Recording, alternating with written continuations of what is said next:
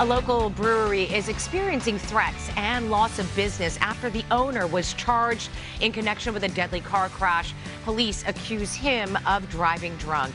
Good afternoon. This is the KTLA 5 News at 5:30. I'm Cher Calvin. And I'm Pedro Rivera. The brewery is Wicks Brewery, and Ryan Wicks, the co-owner. The family of the victim says that he should have never been behind the wheel of the car. Prosecutors say it wasn't the first time that he was driving under the influence. KTLA's Shelby Nelson is live in Riverside with more. Shelby?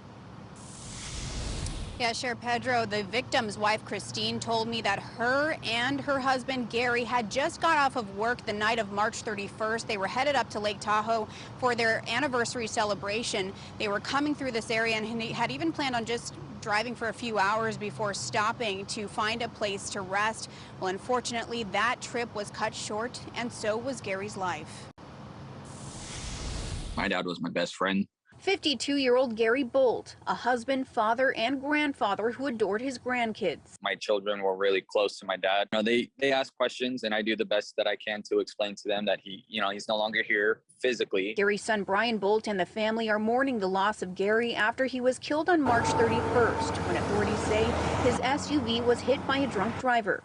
He had been heading up the 15 freeway northbound in Fontana on his way to Lake Tahoe with wife Christine to celebrate their one-year anniversary. We were just having a conversation kind of about how, it was our anniversary, about how blessed we were and how great our life was. And out of nowhere, it's like lightning struck our truck. Authorities say that the other driver was going at least 100 miles an hour northbound. That driver hitting the couple's SUV from behind, causing it to overturn into a nearby embankment. We were both hanging upside down, and I was trying to raise him, I was like, babe, are you okay? Are you okay? Boeldt died at the scene. CHP officials saying the other driver appeared to be under the influence.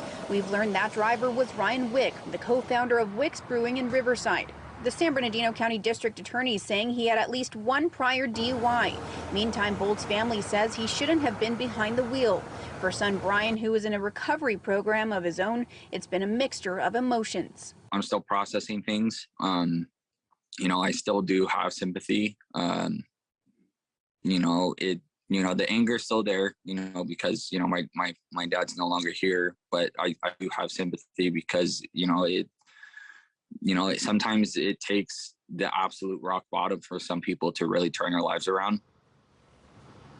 So Shelby, is the driver facing any charges arising from the crash? Yeah, Cher, he has actually been charged with murder. The San Bernardino County District Attorney confirmed that for me today. They also say that he is out on bond. Now, we tried reaching out to him as well as his attorney, but we have not yet heard a response.